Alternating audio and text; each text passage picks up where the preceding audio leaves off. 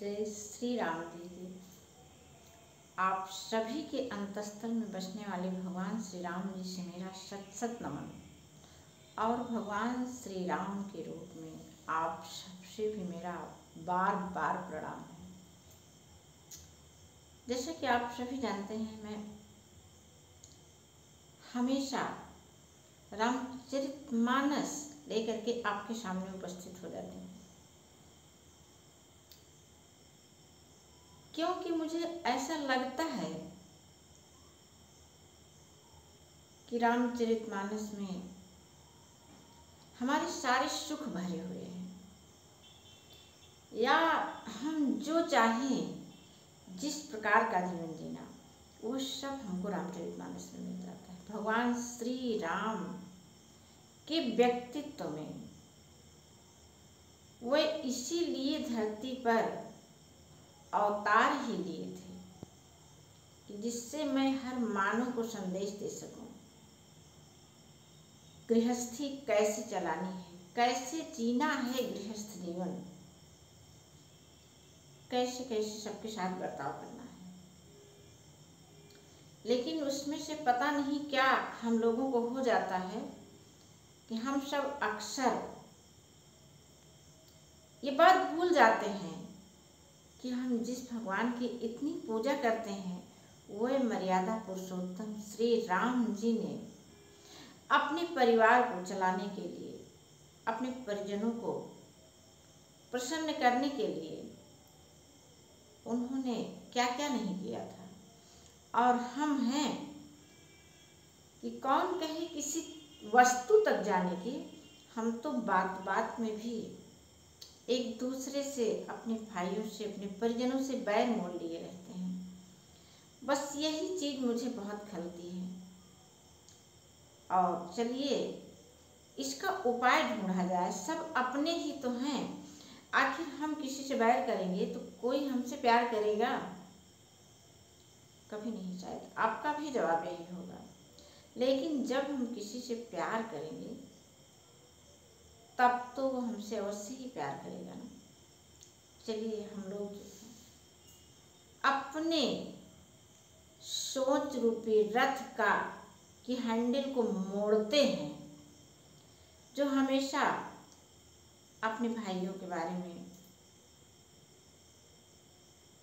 कुछ अच्छी बातें नहीं बोलते हैं। अब उस सोच को बदल देना है। कहीं भी बैठें तो उनकी अच्छी बातों की ही चर्चा करें। देख लीजिए एक बार ऐसा करके पूरा जीवन बदल जाएगा। सब कुछ आपको भी बहुत बहुत अच्छा लगने लगेगा। आइए हम लोग करते हैं श्री रामचरितमानस का पाठ। इसमें भगवान श्री राम के बाल लीला का वर्णन किया गया है। देखिए कैसे भगवान श्री राम जी की बाल लीला है। बार बार कौशल्या विनय करे कर जोर, अब जनि कबहु व्यापय प्रभु महिमाया तोर। भगवान श्री राम जी एक बार बहुत बचपन में ही माता कौशल्या को अपना सारा स्वरूप दिखा दिए थे। माँ उनके ऐसे रूप देख करके डर गई थी और वही उनसे विनती कर रही कि अब आपकी माया मुझे कभी न व्यापे। बाल चरित हरि बहुविधि कीन्हा, अति आनंद दासन कहाँ दीन्हा। बाल चरित हरि बहुविधि कीन्हा। हरि यानी भगवान श्री राम जी ने बहुत विविध प्रकार से बाल लीलाएं की और बाल लीलाओं को करते हुए क्या किया? अति आनंद दासन कहाँ दीन्हा। अपने दासों को यानी सेवकों को, जो उनकी सेवा करते थे, अब उनकी सेवा में कौन कौन आता है?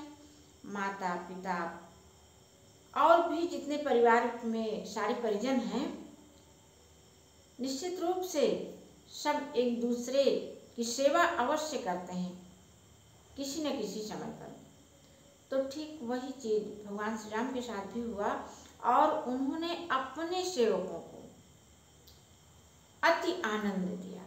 यही चीज हम सबको भी, अपने भाई बंधुओं को, अपने माता पिता को, अपने परिजनों को, उनके साथ बस वैसा ही बर्ताव करना है जैसा हम अपने साथ चाहते हैं।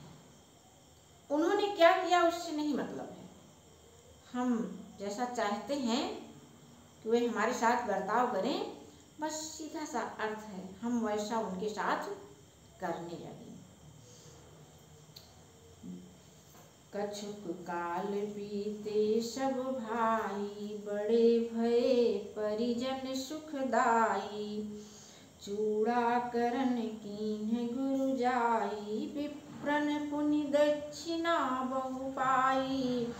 परम मनोहर चरित अपारा, करत फिरत चारु सुकुमारा। तब गुरु जी ने जाकर चूड़ा कर्म संस्कार किया। ब्राह्मणों ने फिर बहुत सी दक्षिणा पाई। चारों सुंदर राजकुमार बड़े ही मनोहर अपार चरित्र करते फिरते हैं। हम लोगों की आंखें भी तो होनी चाहिए ऐसे चरित्र को देखने के लिए।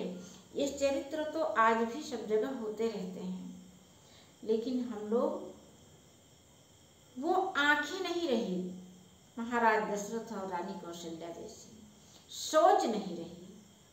जिस दिन हम लोग अपनी सोच बदल देंगे, सोच बदलने में कुछ नहीं जाता है, हम कोशिश तो करें, सोच बदलने के लिए सोचे तो अपने मन में।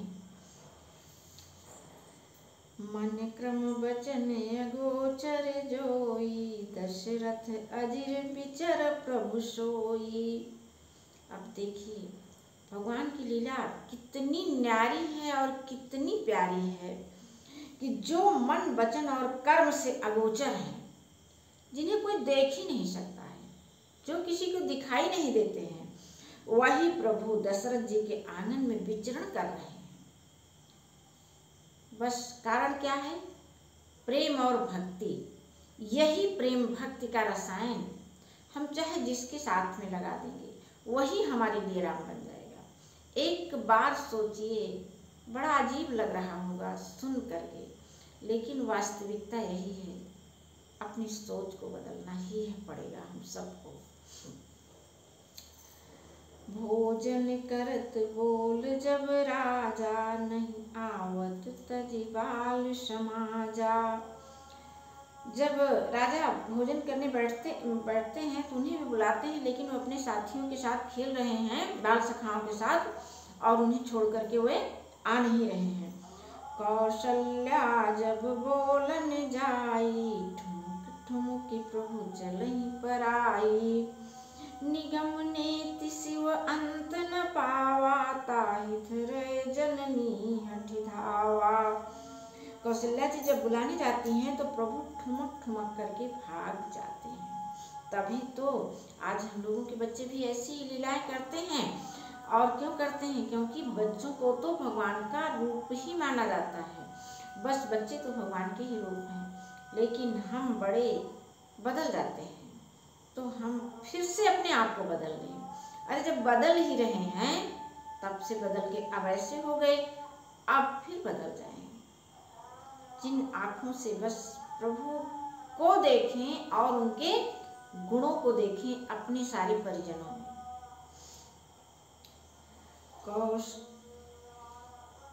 और कह रहे हैं कि निगम नेत शिव अंत न पावा।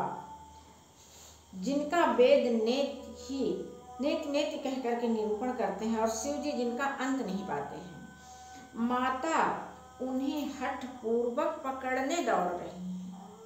ये हठ पूर्वक पकड़ने दौड़ रही हैं, किस लिए? बस अपनी प्रेम और भक्ति के कारण भगवान श्री राम उनके आंगन में विचरण कर रहे हैं।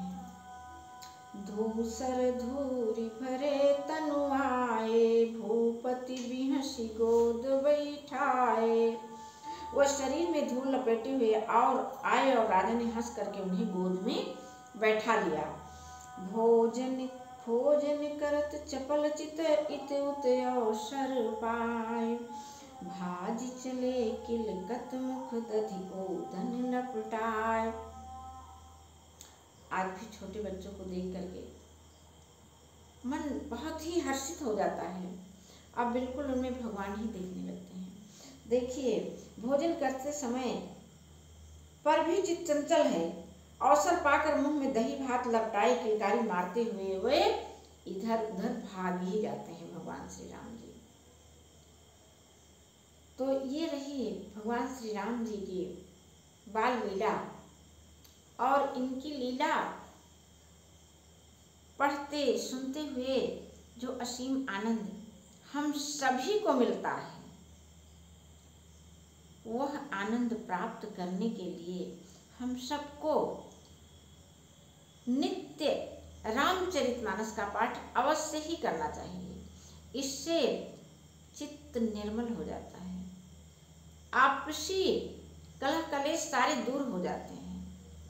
पढ़ करके सुन करके तो देखिए, लेकिन अपने मन का थैला खाली अवश्य कर लीजिएगा, पहले से उसमें कोई कूड़ा कचरा न भरा हो।